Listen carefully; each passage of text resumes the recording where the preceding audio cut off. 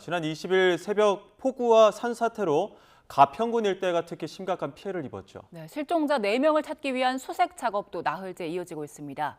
현장에 나가 있는 취재기자 연결합니다. 양동훈 기자. 네, 경기 가평군 수해 현장에 나와 있습니다. 네, 지금 양 기자가 나가 있는 곳 어디입니까? 네, 지금 제가 나와 있는 이곳은 일가족 4명이 수해에 휩쓸렸다가 아들만 구조되고 아버지는 숨진 채 발견된 캠핑장에서 직선 거리로 700m 정도 떨어진 곳입니다. 지금 제 뒤로 수해에 휩쓸린 다리 하나 보이실 텐데요. 다리가 무너지진 않았지만 난간이 파손되고 비에 휩쓸려 떠밀려 내려온 나무나 토사 등이 다리에 쌓여 있는 모습 보실 수 있습니다. 조금 전 저희가 캠핑장을 직접 방문하고 왔는데요. 방문 캠핑장 말 그대로 아수라장이었습니다. 굴착기 2대가 하천변에 쌓여있는 나무와 토사를 치우고 있는데 전봇대는 전부 무너져 있었고 콘크리트로 된 다리도 끊어진 상태였습니다. 하천 중간중간에는 사람 키보다도 더 큰 높이로 나무나 토사, 쓸려온 자재들이 뒤엉켜 쌓여 있었습니다. 캠핑장 내부로 들어가 보면 산 쪽으로 올라가는 산책로는 쓸려 내려온 바위와 토사, 나무 등으로 아예 막혀버린 상태였고 가건물도 쏟아진 토사에 파묻힌 수준이었습니다. 현장에서 만난 캠핑장 관계자는 난간에 매달려 있던 아들은 힘겹게 구조했지만 나머지 가족들은 생사를 확인할 수 없었다고 당시 상황을 전했습니다. 네, 경기 북부 지역도 이번 폭우로 인명피해가 컸죠? 네, 이번 집중호우로 경기 북부 지역에서는 4명의 사망자가 발생했습니다. 제가 나와 있는 이곳 가평군에서 3명, 그리고 포천시가 1명입니다. 특히 가평에서는 아직까지도 4명이 실종 상태입니다. 방금 상황을 전해드렸던 캠핑장에서 일가족 4명이 수해에 휘말렸다고 말씀드렸었는데요.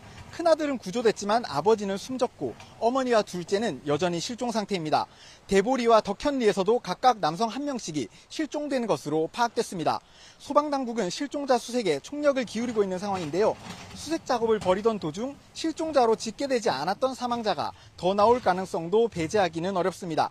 가평군에서는 현재 이재민 60여 명이 집을 떠나 임시 대피시설에서 생활하고 있습니다.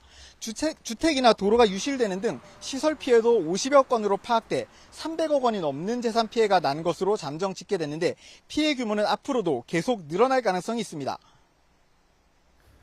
실종자 4명을 찾기 위한 수색이 나흘째인데 수색 작업은 어떻게 진행되고 있습니까? 네, 소방과 경찰 등은 연일 실종자 수색을 위해 총력을 기울이고 있습니다. 특히 소방은 국가소방동원역까지 내려서 중앙119 구조본부는 물론 서울과 강원 지역 구조대까지 지원을 받아 수색에 투입하고 있습니다. 헬기와 드론, 구조견에 수상보트까지 총동원하고 있지만 여전히 수색에는 어려움을 겪고 있습니다. 이곳 가평군은 지역 대부분이 해발 1,000m를 오르내리는 산악지형으로 곳곳에 계곡이 흐르고 있습니다. 그렇다 보니 원래부터 교통이 편하지는 않은 곳인데 폭우나 산사태로 다리가 끊어지거나 도로가 막힌 곳들이 많은 데다 추가 산사태나 붕괴 위험까지도 있는 상황입니다. 피해 지역 일부에서는 광 케이블이 끊어져 통신도 불안정한 상태라 위성 전화기까지 동원해가며 수색에 안간힘을 쏟고 있습니다. 소방당국은 매몰된 것으로 추정되는 실종자들을 찾기 위해 쏟아진 토사를 치우고 주변 하천 20km 일대를 샅샅이 수색하고 있습니다. 또 실종자가 멀리 떠내려갔을 가능성을 고려해 한강 하류까지도 수색 범위를 넓혔습니다. 지금까지 경기 가평군 수해 현장에서 YTN 양동훈입니다.